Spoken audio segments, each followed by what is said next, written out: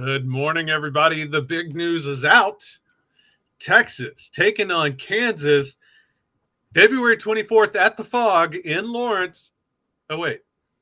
No, that's not what we're talking. We're talking football, not basketball, right? I was trying to say yesterday, man, this is going to be Kansas's conference here in a couple of months, or I guess a couple of years. They're a top 25 team in football. That's right. So we're going to be talking KU. We're going to have our scouting report today with Henry Greenstein of the Lawrence Journal World, which I'm going to have to ask him why they felt the need to add the world to there. Why it just couldn't have been the Lawrence Journal or something. It's a mouthful. Lawrence Journal World. But anyway, I digress. Lawrence World Journal would even be better. That flows better too. Yeah, I mean, just Lawrence Journal World. It's a bit like blah blah. Anyway, I am Travis Gailey, joined by Orange Blood's own Aaron Little and Nash from Nash Chalks, Texas. Guys, it's time to get your horns up. Are you ready for a little game day college football talk? I'm always ready, man. I mean, I'm doing good. It was a good night of National League wild card baseball last night. I know some Cubs fans. I don't know. I'm just gonna do the meme of Nash. You should know, like if I speak, I get in trouble. I will not speak. I'm that guy today. So I'm just not gonna say anything about the Cubs. But yes, I'm ready to talk about football talk today. Don't worry, everyone. Yeah. And our viewer number just dropped by about 15 people. No, they know I'll stay on the rails. Look, it's going to be hard to keep baseball talk out of our mouths. Now we've been doing a good job. We have. I you know me, I love baseball too, fellas. But it is football season, and it is time to get your horns up. Leonardo Alvarado with his horns up first in the gate. Sorry, Benny, he beat you this morning, but good morning to you. Jerry King got his horns up, and he's checking in, by the way, from OKC. Hey, Jerry, not to overlook Kansas, but you know what's coming next week. We're excited too. We'll get to that. We've got big plans ahead for next week for the OU week, so don't worry. Balta coming in from Minnesota. It's a lot cooler in Minnesota, I promise you. That would be it. But we're glad to have you here. We're glad to have you on the show. On the Specs chat line, David Pruitt coming in, Colton coming in, Ben G in the house like always, as is Fidel, JD Hack, Sark After Dark, Texas Mama, Gabriel. Everyone's fired up, man. I'm telling you, the chat, the fans, it's a good time to be a Texas fan right now. Everyone's fired up. There's even some Oregon State talk. Yeah. Well, that's Gabriel again, saying he has a coworker who's an Oregon State fan, and even he isn't as high on them as I am. Well, you know what? Your coworker's not as smart as me, Gabriel. That's all there is to it. But we're not talking Oregon State, and we're talking UT versus Kansas. We are talking football. It is an exciting time. And by the way, I was serious. Texas is going to Kansas February 24th in basketball. The Big 12 released its conference schedule yesterday, so there's a bit of news there. Texas opens conference play at home January 6th against Texas Tech. The good old Brett Yormark Bowl in basketball. So that'll be fun. Oh gosh, what is he going to do in basketball? He's got all those goons at his disposal. That's his sport too. That's his jam. That's where he cut his teeth. That's where he made his name. So he is a basketball guy through and through. But it is football. It's time to talk keys to the game. Right. So we've each got a couple of keys that we're going to be looking at when we get into this game against Kansas on Saturday. By the way, Saturday, one of the things I want to ask Henry about is what KU is planning to do, how they're preparing for the weather, because it's going to be hot, especially on the field. And, I want to know what those big boys at KU are going to be able to do to handle that, because they're a little further north. They don't have to deal with the heat quite as much. Jerry King. Jerry, there's always a little time for baseball, right? I mean, we're heading into the MLB playoffs. It's about to be October. You got to, that's right. October's rolling around. You got to understand it. By the way, if y'all are liking the chat, be sure to hit a like on the show, because the chat is just as much part of this as we are. and we enjoy you guys being in the show. We appreciate all the interaction. We're loving the Specs chat line comments, but drop a like on the show too. We appreciate it, and subscribe to the channel. All right, let's start off with our keys to the game. You know what? I'm going to start off with. I'll kick things off. For me, one of the things I've been harping on all year is third down conversions. Texas is improving in third down conversions, but it was an issue all last season on offense. It remains a bit of an issue on offense this year. They're 58th in the country on third and fourth down conversions, which is not great. But like I said, that's actually an improvement. Whereas Kansas' offense is second in the country. When it comes to third and fourth down, they get into manageable third and fourth down situations, and they convert. They're actually first. And it is a key to their success, though. And it's so that's one of the things I'm really going to be watching is what does Texas do on first and second down to get into manageable third downs? And then do they stay in the field? Or heck, in an ideal world, they never even get to third down because they're converting on first and second downs at a high rate. But what are you guys thinking of? Can Texas get Kansas off the field? I mean, that's got to be a key, right? The Texas defense has got to be able to stop KU on the first and second down so that third downs are longer, harder slog than a third and manageable. Yeah, I mean that's where I'm most that seems excited. an obvious statement. I don't know where you go with that, but No, that's where I'm most excited to see like the chess match in this game is like when Kansas has the ball and they get to third or fourth down because they have options on offense, man. I mean, they have a mobile quarterback. They've got some guys that can make some plays. They've been running the ball decent. I know who they've played. I'm aware of who they've played, but at the same time, they've been running the ball okay. So I'm excited to see PK's defense and his play calling specifically, just because, I mean, you've got Reese Blackwell back. They've been rotating a lot of defensive linemen. Like they just have so many different personnel packages. Alex Dunlap was talking about that in his deep dig yesterday. Check that out on Orange Bloods. But there's just a lot of different options that both sides can throw at each other on third and fourth down when Kansas has the ball. So I'm just excited to see how that plays out. Yeah, I mean, I understand. I get it. Kansas, they look. I don't know. I dove really deep into them. I was watching their games, looking at a bunch of their stats, and they didn't put you to sleep like Baylor. No, but I'm not. I feel like it's a little bit of false confidence, false bravado. They're 90th in strength of schedule. They have the number one rated third down conversion offense in the country, but on the flip side, Texas is 17th in the country in third down conversion. This is actually a better third down conversion defense up through the first 4 games than the 2009 defense that we had that went to the national championship. So this defense is across all phases is playing at a championship level, and it's just I don't think that I have a hard time seeing that Kansas is going to be able to overcome that. Yeah, I'm kind of with you.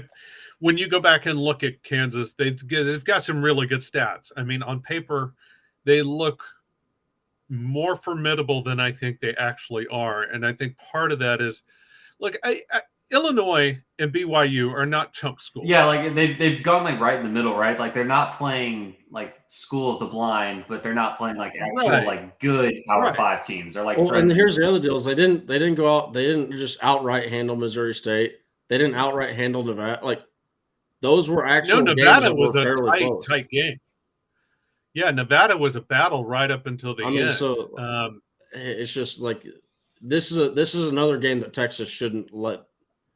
Honestly, it feels like a Rice or Wyoming game where, hey, we should just go out there, handle business, don't let anything happen. I mean, they're definitely a very good run team, but well, and that run team is led, of course, by Jalen Daniels, who, by the way, he's not a running quarterback. He's not. But the threat of it does make defenses pay attention. I mean, he wants to pass the ball. When I say he's not a running quarterback, he wants to pass the ball. So that's his primary focus. But you have to respect his running ability. and that ends up opening up a lot of lanes. But you go back and you look at like they didn't run the ball well against Nevada. They averaged 3.6 yards per carry, 40 attempts. They tried to run the ball, but they were only able to generate 143 yards out of those 40 attempts. And Nevada, which is winless on the season, it was a battle. Kansas scored late to win the game 31-24. So if Texas can take away the KU run, and I don't see why they wouldn't be able to take away. I'm not trying to denigrate Kansas here. I think they're a talented team, but I just think the Texas run defense is elite. And so if Texas can take away the KU run, I don't see how Kansas gets out of Austin with a win. Yeah, I mean, Nash, Aaron, I mean, what are you looking at? So I mean, yeah, that goes into like that's my number one key for the game is stop the run.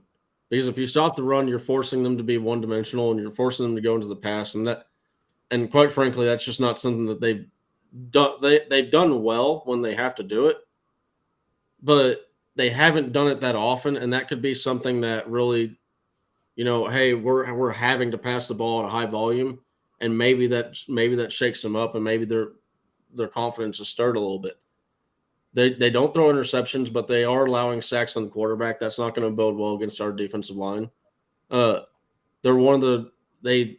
average 25 passes a game right now, which is 109th out of 130 in the nation.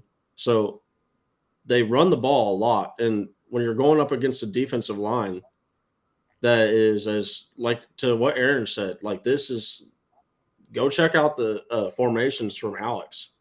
I just got done. I was doing some snaps, every snaps from players overnight, and the sheer amount of versatility that PK can throw out there. You have plays where, I mean, there's literally you can go from a first down where we're running a 4-3 to the next down we're running a 3-4 to the next down we're running a bear front. It's like, it's just it. And one of the guys that really has been allowing PK to have his versatility is Alfred Collins. Alfred Collins has been playing better. He's been actually starting to have that consistency that you want to see. There was a run versus Baylor where a guy was 7 yards down the field and he was maybe about to start breaking out for a big run, and Alfred Collins grabs him like a big bear from behind.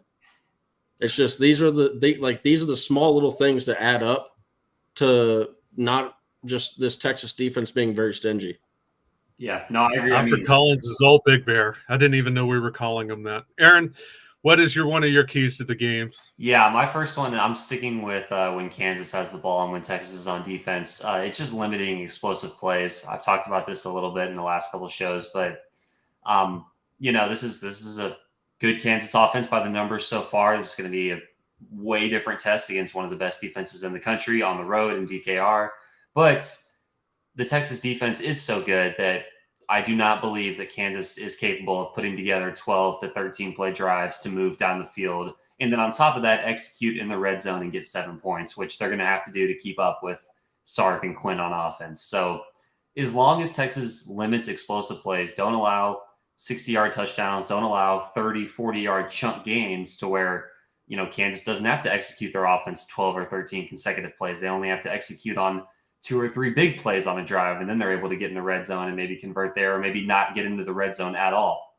That's a big part of it. Just like if you limit the explosive plays, then they have to score in the red zone. Like they can't score from 40 or 50 yards out. So I think if the Texas defense limits the explosive plays and makes them drive methodically down the field, they're not going to be able to do that. I think Texas will be able to take away the explosive plays. I mean, these are just keys to the game. I know the chat is disrespecting Kansas. We're not actually too concerned. I bet we all pick Texas to win tomorrow. But yeah, I mean, I think that's a big one. That's that'll be a key going forward for everyone. But Nash, I like what you were saying a lot. I mean, you have probably the best key. If you force them to drop back and pass, I mean, any team against this Texas front, if you force them into a pass-happy game script, it's just going to be open season on the quarterbacks, unless the team has an elite offensive line, which Texas might not see until college football playoffs. I don't know. Well, and you saw it versus Baylor. I mean, if you look at it, Baylor, like I said, you actually, for a PK defense, he loves having that single high safety.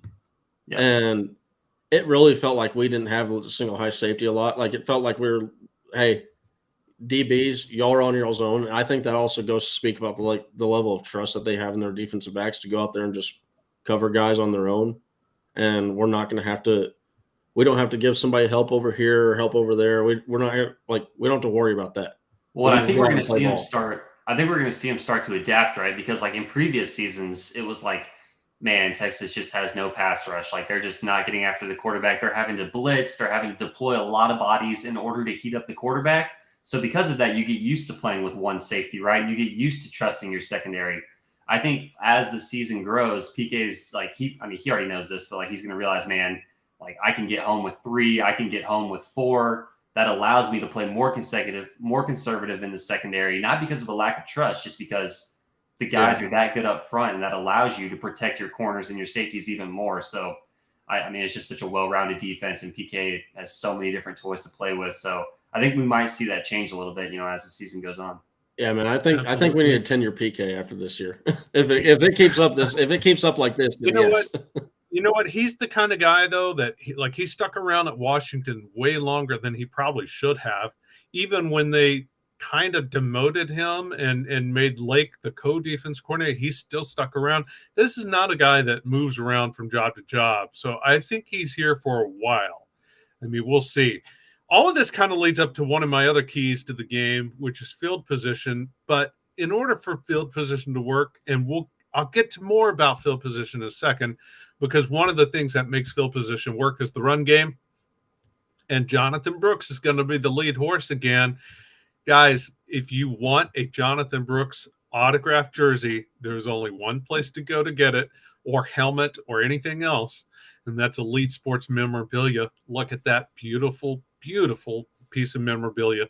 Whip out your iPhone, scan the QR code. It'll take you right to the Facebook page where the ESM has all of its merchandise available for sale. In addition to Brooks, and by the way, they've got the white jerseys, the orange jerseys, even black jerseys, the helmets. He's got Malik Murphy in the house now. Woo. Look at that, number 6 hanging man on the wall. And you know what? Nash got that quickly and easily, and it was delivered like that, straight through ESM. Actually, you know what? I got it on game day. Did you really? Yeah, I got it on game day. So, little Baylor magic for us. There you go. Look at that. It showed up on game day, and Malik got in the game too, by the way. So that was absolutely. That was like divine almost. But in addition to Malik, they've got Jatavian Sanders, Quinn Ewers memorabilia. They've got Adonai Mitchell. I think he has some Xavier Worthy stuff on there, but definitely JT Sanders is in the house.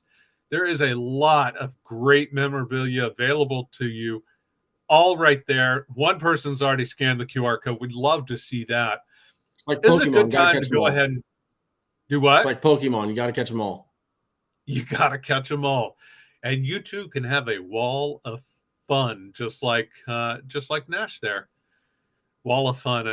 It looks cool. Frames are sold separately, though. That's right. I was about to say, Nash, you gotta hit some more. You gotta make your money gambling so we can get you some more frames. Get those Jonathan Brooks jerseys taken care of.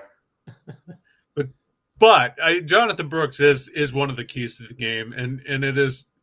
I think field position has been an underrated aspect of this Texas offense this year, right? I mean, they've been able to take care of the ball. They've been able to run the ball, and they haven't. When you don't have short field positions because of turnovers, then your field position battle is going to really play into your strengths, which is the defense. And that's going to be a key to this week too. It's keep making Kansas do the long drive. Make them do a 70, 80-yard drive against this defense. Make them do, a 10, 12 play, 80-yard drive if they want to score. Because the odds of them being able to accomplish that consistently or even once are not high, right? I mean, they're not. This is not going to be a shutout. They're going to get some points. But to be able to do that, to beat Texas this week, they're going to have to do that consistently. And if the field position is in Texas's favor, which it should be. Texas is 27th in the country in net field position. Kansas is 63rd. If that kind of trend continues, I don't see any way Kansas gets out of this game with a victory. Yep. I mean, one of the main reasons that Texas is so good in field position leads into my second key of the game is take care of the football. It's hard to be bad with field position if you've been taking care of the football all year long, and then you've got an elite punter, which Texas seems to have. So that's a good combination. But yeah, I mean, just taking care of the ball, that leads into making Kansas drive the whole field. Don't give them a short field. Keep the crowd into it. Obviously, no heartbreaking pick sixes or, fumbles, or the crowd starts to get, all grumpy. And then all of a sudden Kansas scores in a short field and it starts to get tense in the building. We want this to be kind of a raucous party for Texas at DKR the entire time. So taking care of the football, it helps with that quite a bit. Well, and and sorry, 1 second. Mm-hmm. It is important to note, by the way, Quinn Ewers has the second longest active streak in UT sports history without an interception. Let's just not talk about it. It's already in the been middle. talked It's about. it's like Tanner Whit being in the middle of a no-hitter and being like, "Hey, did you know Tanner they Whit's talked about it in the middle of the Baylor game. It's out there already. On Morrison on his show. It's fine.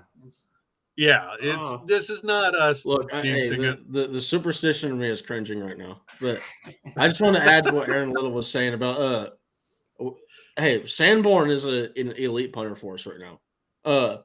Yards per attempt. Michael Dixon was 47.5 at Texas. Sanborn is 47.1. He actually has a better net yardage of 44.8. Return percentage is right in the same area. Yard per return is half of what Dixon's was. Hang time is right there. Inside the 20 isn't what Dixon's was, but I mean, it just.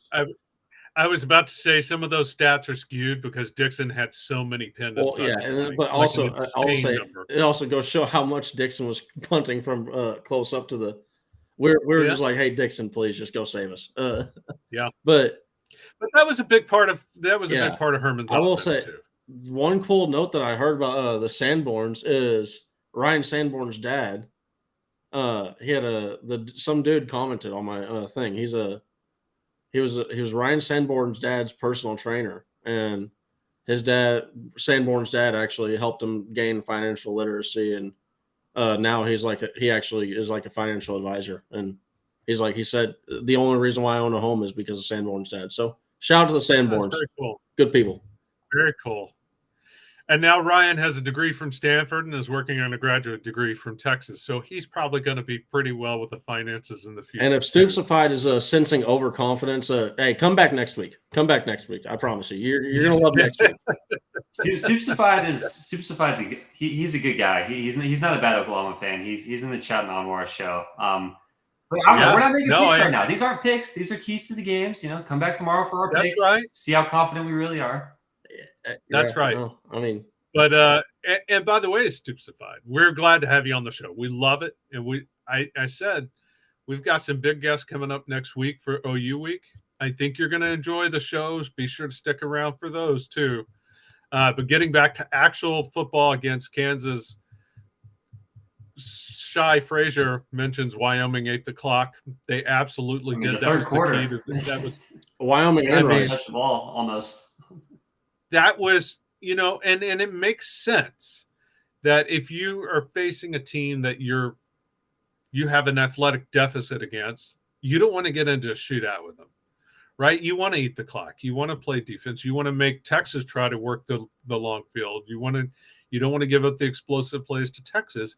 I think we could see a similar game plan from Kansas with their defense, because the Kansas defense they're okay, right? They're not bad, but that's probably their weakest area.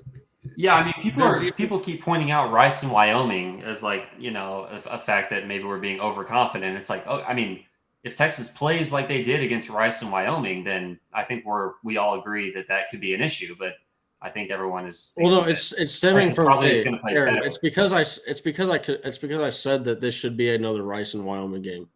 And what I mean by that is it should be a game that's easy, that it shouldn't be an issue. It should be they're getting maybe a touchdown or two in the fourth quarter, and it's it's not a problem. It doesn't, register on the radar of, oh crap, we're going to lose this game. Yeah. I mean, Texas is going to have to play well, but I mean, we're going through the matchups and the keys of the game, and it's all kind of lining up towards Texas probably should play well. Like, absolutely, Texas should play well, and I agree with you, Nash, that this shouldn't be a scary game. It shouldn't be a oh my god, But on the other hand, we talked about yesterday, and Stupefied won't like hearing this. I'm not entirely sure that this isn't the toughest game left on the schedule. OU certainly is going to be up there. Kansas State is going to be up there. I still have K-State picked to be the second team in the Big 12 championship game, but Kansas is right there with amongst the best in the Big 12, not named Texas. So this is not going to be a cakewalk. But I also don't see anything that's just super scary in this game. This game, just like every other game in the Big 12, for the rest of the season, this game is going to come down to Texas. Do they play up to their level? Do they execute? And if they do, and I wrote this in week 1 in my column on orangebloods.com, if Texas or I wrote it immediately after the Bama game. If Texas plays to their level, it doesn't matter what the other team does, because they don't have the horses to hang. That's just how I see the game playing out. If Texas plays the way it's supposed to play, this is not going to be a scary game. If Texas comes out and does turnovers, if Texas comes out sluggish, if they have breakdowns in the defense that allows some big plays, then we could be in a ball game, because they're not a bad team. But, let's find out more about the team, about KU, when we get back. We're going to be joined by Henry Greenstein of the Lawrence Journal-World. And but first, you need to know about Specs, because game day is coming up. It's time for tailgates. It's time, even if you're sitting at home, you want to make sure you're fully stocked up on the finest spirits. What are spirits now, Aaron? A certain type of alcohol that's not related to a certain type of alcohol is right. It's like a subcategory of alcohol. Spirits are just liquor. Just think, Okay. Vodka, scotch, bourbon, spirits. But we'll get you there. Yeah. Well, I mean, when I'm not when I study, I have to hear the thing like 5 times before I actually remember it. So That's fair. Or pour it down your throat like 20 times before you. Well, actually, that would probably hurt with the memory more than help. But regardless, honestly, Aaron's more of a wine connoisseur, which is why he likes Specs, because they have the finest wines. They also have the craft beer, which gets Nash all excited and tingly inside. Me, I don't know that does. I like the finer foods. That's right. I'm a sweet tooth guy, and they've got sweets along with all other kinds of treats to bring along with you for the game day tailgating or eating at, the party at home, whatever you need to do. There is a Spec store probably right around the corner from you, because it's a Texas born and bred company. And if you don't want to head out, check out Specs online or even the Specs app. It's the way to get stocked up for game day. No matter what you're needing, Specs same-day delivery can save the day with our Specs app or online shopping. From world-class wines to hard-to-find spirits and craft beers to gourmet foods, delicious snacks, and spectacular sweets. It's Specs. Cheers to savings. All right, it is time for the scouting report. Looking into Kansas, the Jayhawks, to find out what it is they're bringing to Austin. And you know what? I've said they're not a bad team. They're bringing quite a bit. But let's hear it from the expert himself, Henry Greenstein, the KU beat reporter for the Lawrence Journal-World. Henry, I said at the top of the show, what's up? Why did they feel the need to add the world in there? It's just a mouthful. Lawrence Journal-World. Yeah. Even if they had flipped it, Lawrence World Journal would have been easier to get out. Yeah, lots of assonance and alliteration in there. Doesn't really roll off the tongue. I think it dates back to a long time ago, ownership by something called the World Company. And so that's how you end up with a name like that. But I agree, it's a bit of a mouthful. Do you just shorten it to like LJR when you're talking, or ljworld.com is our web address. We also have a website called kusports.com, and that's obviously a lot easier to say. So on the other hand, it's not super easy to introduce yourself as a sports editor of Lawrence Journal-World and kusports.com, but either one works. Your business card is like that big. Unironically, yes. Henry, thank you for joining the show. I know you're sitting in the background there. We were talking about specs. We're not just a bunch of alcoholics, I promise. We are here to talk some football. We are here to talk Texas, Kansas. You know, I think the more interesting side of the football is when Kansas has the ball and when Texas is on defense. But my first question is going to be the other side is, what are some of the base looks that this Kansas defense likes to run? And then what do you think they're going to try to throw at Texas specifically, given the amount of weapons that Texas has to its disposal in the passing game and then being pretty successful in the run game so far this year too? Yeah, I mean, in the most basic sense, they run 4 down linemen, and they have 3 linebackers, one of whom, the Hawk, is kind of a hybrid linebacker safety look that has a lot of responsibilities and coverage. And that's Craig Young, who is a transfer from Ohio State, who was a former safety there. Generally, they also have Jason Gilliam, who plays that position, who got a key deflection on the pick 6 against BYU last week. But just like the offense, they try to be multiple. Something we've seen from them recently is that they'll shift a defensive end like Jeremy Robinson, who's a longtime program guy, has had some success pass rushing this year. They'll shift him inside, and then they'll have a linebacker like J.B. Brown come off the edge on one side. And J.B. Brown, I mean, every play acts like he's shot out of a cannon, makes some really hard hits. He's pretty effective in that role. The whole getting linebackers involved in the pass rush thing is something they had been kind of coyly alluding to since fall camp. So it's kind of interesting to see that borne out, especially for a team that had basically no pass rush except for Lonnie Phelps last year.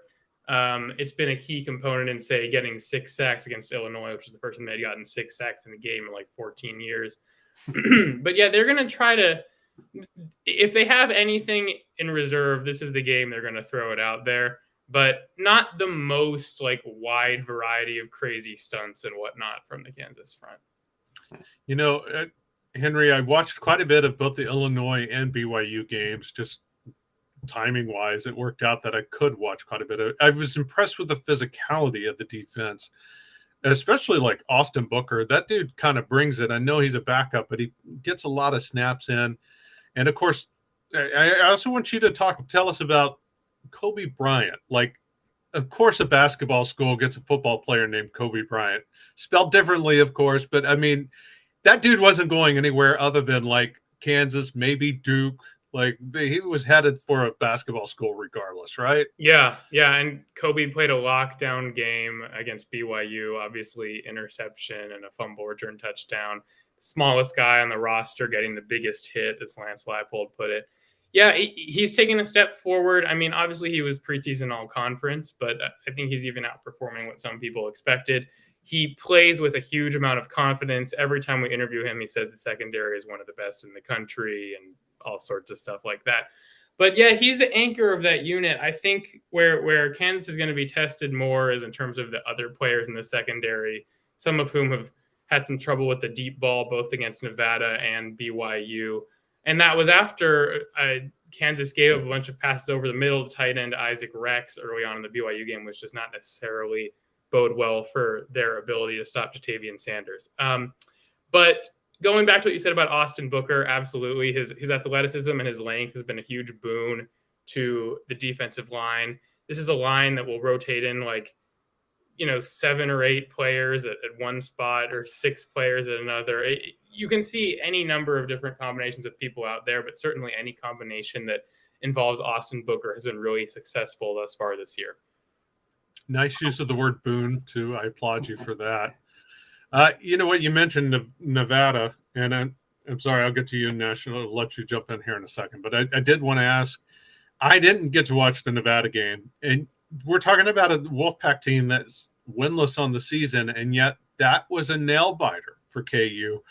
What did they do to stop Kansas and nearly beat them? What happened in that game? Yeah, I mean, the first thing you can look at is the logistical considerations. Kansas had not traveled out to the Pacific time zone in more than a decade. And here it is doing that for a kickoff at 9:30 p.m. Central Time, which is the latest kickoff I could find for any Kansas game in recent history.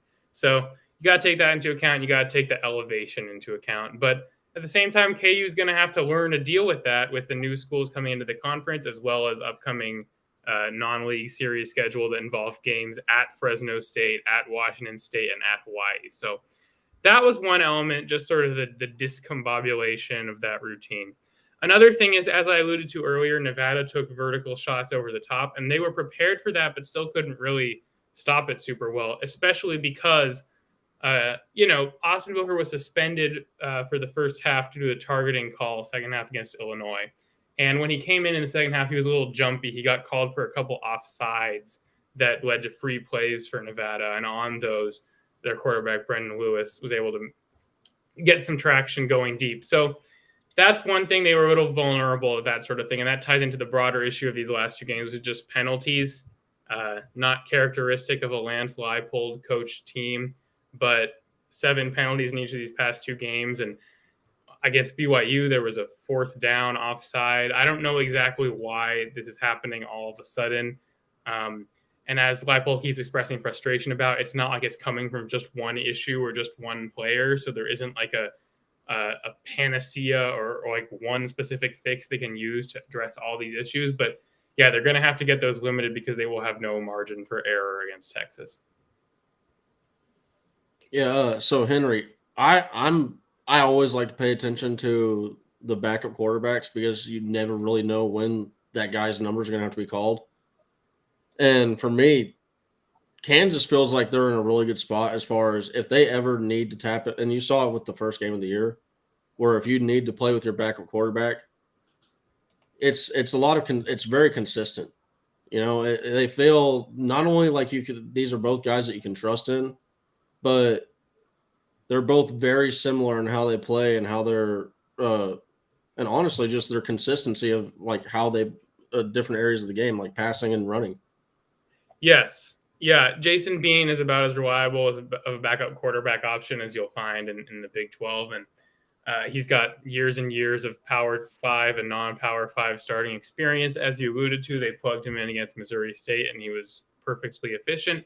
There are differences between the two, and I think those differences will kind of be key in this game for a reason I'll explain in a second. I mean, Jason Bean is widely viewed as the fastest player on the team. So that's why they still try to work him in even when he's not starting. I mean, a couple times against BYU, he got a snap and was split out wide or whatever. And I'm sure you've all seen the 2 quarterback look they sometimes run where they put them both in the backfield and either hand it off to Bean or fake the handoff and it's a read option, or sometimes they'll do a weird rollout throwback kind of thing. All interesting options. But yeah, having Bean gives them more confidence to have Jalen Daniels run, I think.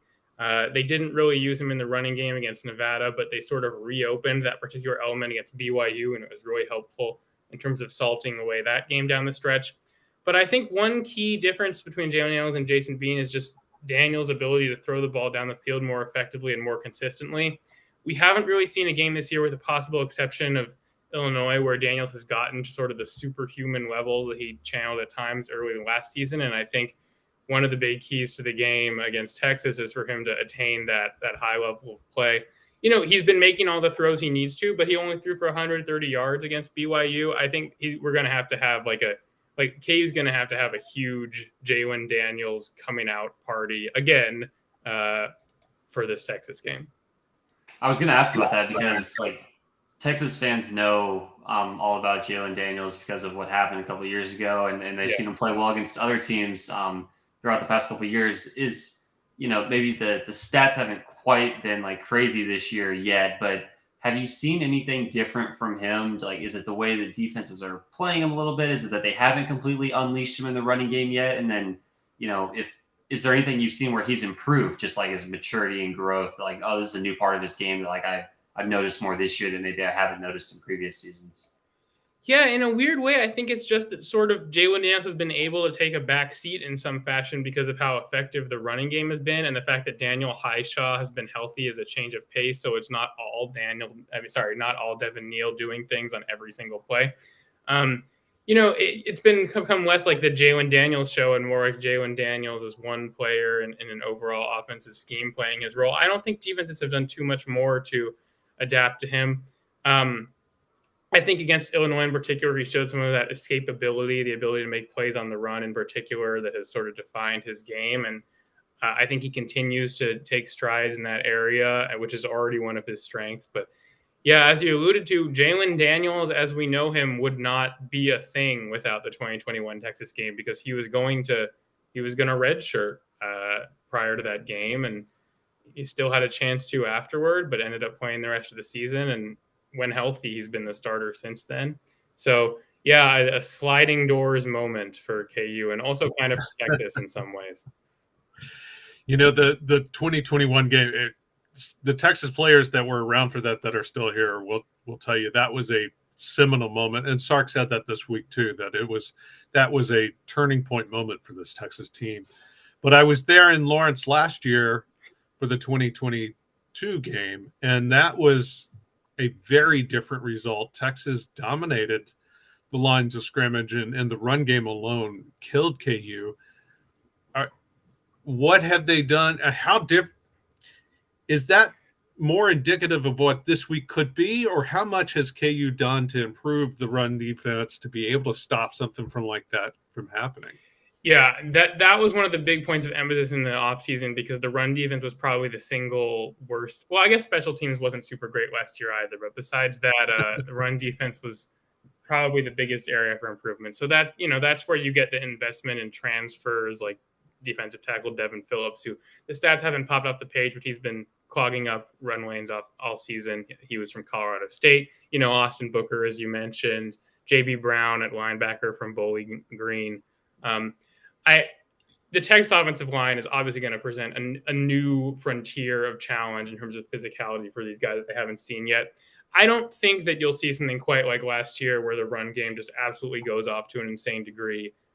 Jonathan Brooks has been having a great season. Obviously, they don't have Bijan Robinson anymore, but he had a good game last year too. That was his breakout game, was against Kansas and Lawrence. I mean, I think anyone might have been able to break out against that position of the run defense. But yeah, no, he's off to a really good start to the year.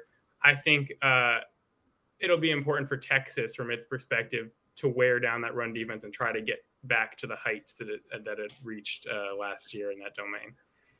You talked about the logistics of the Nevada game, the time, and I know that's hard to ask college kids to stay up till 9:30 at night to play football, but this game is going to present a little different logistics problems in that it's an afternoon kickoff in the heat of the day. The heat index on the field is going to be well into the triple digits. I mean, it's only supposed to get up into the mid 90s on Saturday. But look, this is a nice ball breeze for us. Okay, it'll be 120 on the field. Yeah, it'll be 115, 120 on the field. Does Kansas have the depth, especially on the defensive line, to roll through players to stay fresh as the game progresses into the third and fourth quarter? Honestly, I think on the defensive line they do, because of what I mentioned with regard to how committed they are to rotating already. That's an area where I wouldn't really be worried about it. I think that generally it's a team that's so multiple, as the coordinators love to put it, and that has such a high volume of different players who can get in, that they won't be too affected by that. I think they're designed to operate in those sorts of circumstances. I don't think that particular component is going to be one of the things that puts them at disadvantage. I think really they'll be worn down more by just the sheer size of physicality of the offensive and defensive lines in the trenches. Though they've risen to every challenge in that domain so far this year. I mean, Illinois has got good players in that domain. That's a Big Ten team. But yeah, and they've had challenges in terms of climate this year. It was incredibly humid against BYU, and it was expected to rain. Didn't end up happening, but that could have delayed it. So in that particular respect, I don't think KU will be at too much of a disadvantage. So Henry, Kansas, obviously they got Devin Neal, and he's y'all's lead back right now. But Daniel Highshaw Jr., I feel like he's going to be one of the keys to because I said the key to the game for Texas is to make Kansas one-dimensional and to stop the run. And Highshaw, he feels like he's y'all's power back. It feels like if there's a back that's really going to surprise some people and catch Texas off guard and smack them in the face, it would be Highshaw Jr. He's a really talented young guy. Is there anything that you can speak on to him about? Yeah, he's worked really hard to get back from two kind of devastating injuries, including one that wiped out 2/3 of last season for him. And he continues to not shy away from contact. He's a bruiser. He'll go head to head with anyone. And these Texas linebackers are at such a high level. It'll be interesting to see how those confrontations go. I noticed we got the preseason conference offensive player and defensive player of the year going head to head in this game with Daniels and Jalen Ford, which is fun. But yeah, Highshaw is another key component of the running game. He's an excellent change of pace for Neal and just ensures that the defense won't get too comfortable when Neal's out of there. They also got Dylan McDuffie, who was a former 1,000-yard rusher at Buffalo, but wasn't able to do much at Georgia Tech, came to Kansas and has been a nice kind of tertiary option there. Sometimes you'll see Sevion Morrison, or sometimes you'll see Torrey Loughlin, who was once a state championship winning quarterback in Texas back in the day. But that's Andy Kolnicki, the offensive coordinator, loves to find different ways to use all these guys and their skill set. And but Lance Leipold even has to remind him sometimes to get Highshaw in there, he said the other day, just because of the sheer power that he brings. So yeah, keep an eye out for him for sure. Henry, are there any key injuries that Kansas is monitoring this week that our viewers should be aware of, or is this team rolling in pretty healthy? It's mostly healthy. Michael Ford, who's one of the starting guards, is considered questionable. That's kind of the main thing that sticks out to me. And I would keep an eye on the interior line because they have not graded out quite as well as the tackles and the center, Mike Nowitzki, this year. And they also they've been responsible for some of those penalties that I alluded to earlier. But yeah, Michael Ford is the main one. Special teamer Andrew Russell has kind of a longer-term injury that we just heard about for the first time on Monday. There's one other person that is not coming to mind for me right now, but those are kind of the main two that I'm aware of. Nothing in terms of skill position players, nothing in terms of defensive linemen or linebackers or cornerbacks or anything like that I can think of. All right, Henry, give us your prediction. What do you think is going to happen in this game? Yeah, I think from KU's perspective, it's interesting to see them back playing with house money, which is kind of the way that they operated for the last two seasons, especially after a 4-game start to the slate that saw them favored against pretty competent teams overall. But I just don't think they have quite the horses to keep up in this one. I think it'll be a 2-score game. I'm thinking maybe like 14 points. I know the spread is around 17 or whatever. But I'm kind of feeling like, a 38-24 or 35-21 kind of thing. I think that the KU offense will make some big plays. I think they'll be competitive throughout. I don't think they'll get overwhelmed. And I think they will exert some ball control just as they have super effectively. But I think the big plays from Texas offense will sort of maybe it sometimes evoke memories of things that the KU defense has been responsible for in past games, because while the KU defense is significantly improved, I think the Texas offense has also significantly improved since past Texas-Kansas games. So what's the bigger story in Lawrence today? Is it the upcoming game against Texas, or was it the release of the Big 12 conference basketball schedule? Yeah, it's funny you say that. I mean, the centerpiece of our front page of the newspaper today was the men's and women's basketball schedules. Of course, that was more just a coincidence of timing because they moved our coordinator and player availabilities from Tuesday to Wednesday this week. But yeah, no, I think that despite how much this community has been ravenous for KU men's basketball, there's a great audience for football, and I think the Texas game has caught a lot of people's eyes. I'm excited to get down there and see how it goes. Awesome. Well, we appreciate you coming on. We appreciate the time you're taking to do this and giving us a little insight into the scouting report. Is there anywhere fans can follow you, or you got anything you want to get out and, working on a project that you're excited about? Yeah. Thank you all for having me. Check me out on Twitter at Henry Greenstein. But more importantly than that, just read everyone's work on kusports.com and ljworld.com and keep an eye out for our men's basketball preview, which hits the newsstands and online on October 8th. So, yeah, thank you all. Thanks for coming on. I appreciate it. Thank you so much. Enjoy Austin. Yeah, I'm looking forward to it. Yeah, hit up Terry Black's. That's my one. That's my one recommendation. I appreciate it. All right. Thanks, Henry. All right. Bye-bye. Have a good one. Good luck. I agree, Texas Mama. That was a good interview. He brought some good stuff. Yeah, that was a lot of good stuff. I mean, a couple of things that stood out. Obviously, on the optimistic for Texas side, he said that Kansas had a hard time preventing the over-the-top passes, even though they were trying to. That jumped out, and then he said that the interior of the offensive line was not grading out well. And I was just thinking Tavondre Sweat, Byron Murphy. I was like, that doesn't seem great. My bad, I cut you off. No, it's okay. I mean, I was going to point out the one like pro Kansas thing that I did think was interesting was that he said they've already been rotating a lot of defensive linemen, and that they're actually a little bit. They might have some decent depth there. I think that is something I wasn't quite aware of, that they've been rotating so much. So that's definitely interesting. So yeah, I mean, those are the things that really jumped out to me. I mean, I'm excited for this game, and his score prediction too. I think it was pretty realistic. Yeah, I was just gonna say, man. I think up until the Alabama game, I think Texas was also not helping Texas on the deep ball over the top. So who knows? Maybe there's always a chance that we revert and we go back to that, not hitting the deep ball, and nobody's helping anybody. Still got to hit some of those deep balls at home, right? I mean, I haven't had too many of those. They've all been on the road. Look, I'll tell you right now, the moment that happens, woo, that stadium is going to go nuts, man, because they've been wanting that to happen. We haven't had a big play in front of us outside the Jonathan Brooks run. The Adonai Mitchell, there was Mitchell pass. There was the Jatavian Sanders, then there's the Jonathan Brooks run, and the Jonathan Brooks pass, but there hasn't been one of those big, they haven't hit a bomb yet at home. We haven't had a deep ball in DKR yet. Yeah. Well, but I mean, I'm saying the Adonai Mitchell touchdown catch in Wyoming, that was like 20, 30 yards, wasn't it? It's not a bomb, but it was a deep pass. I don't know if I remember that. Am I misremembering? I don't know if I remember. All right. That. I don't think All right. I don't know. I mean, the chat knows. Well, I mean, the screen to Worthy, I mean, that was just a screen. So, I don't know. Yeah, there was that one. But, I mean, it's just – but, yeah, like when I'm talking about a deep pass, I'm talking about a go route, a post route. I'm talking about – I get you. I get you. I hear you. I understand.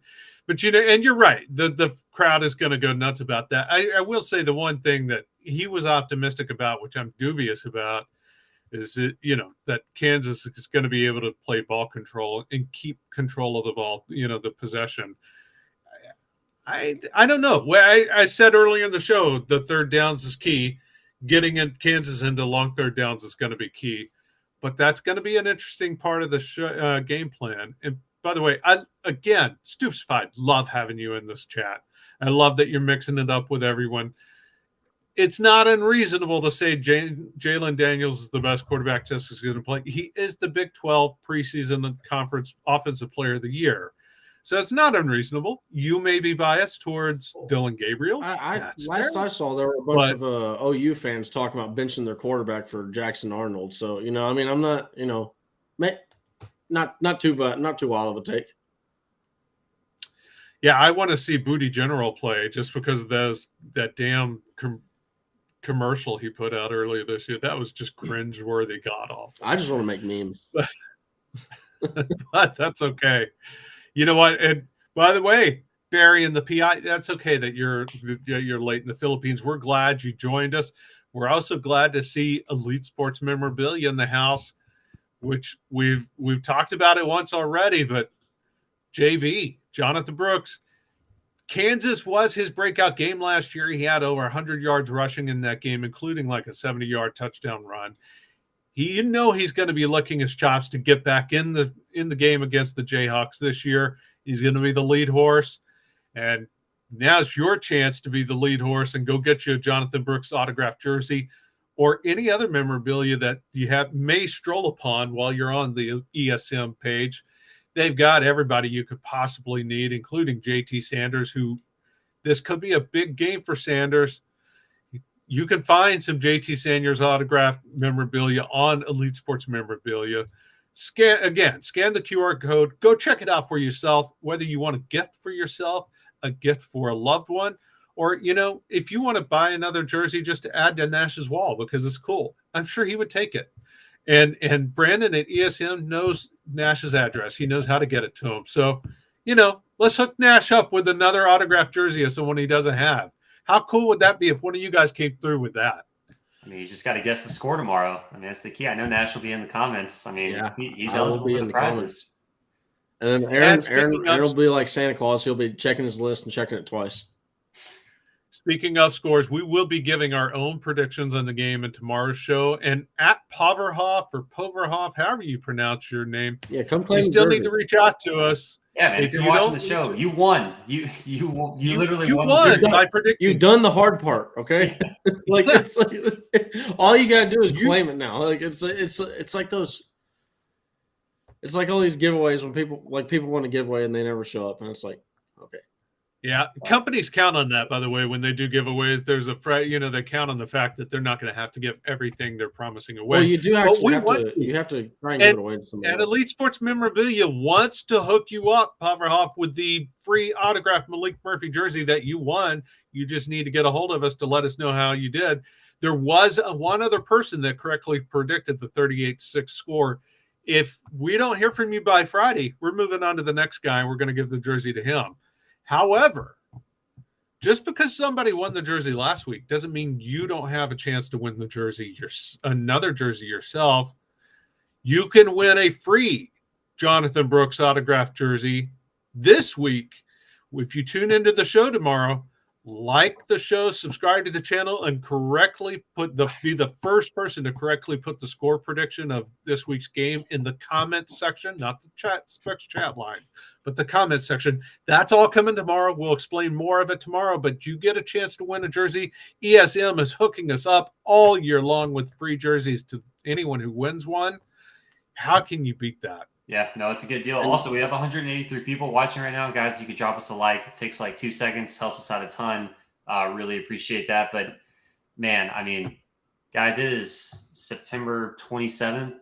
October is like the month for me. I mean, I lose my mind in October. Just how are we feeling as sports fans right now? I mean, I'm not going to be sleeping, and I'm like perfectly okay with it. Like, we're going to have college football, pro football, baseball playoffs. Like I'm going to be watching the Ryder Cup. I don't think you guys are huge Ryder Cup guys, but I'm sure there's people in the chat that will be watching the Ryder Cup. Like it's going to be nuts. I cheer for the U.S. to win. I'm interested in the results, but I'm not waking up at 2 a.m. to watch golf. And just, that would be like watching Baylor offense. That would put me to sleep ASAP. So that ain't going to happen. Yeah, no. But I am excited about October is the best time of year.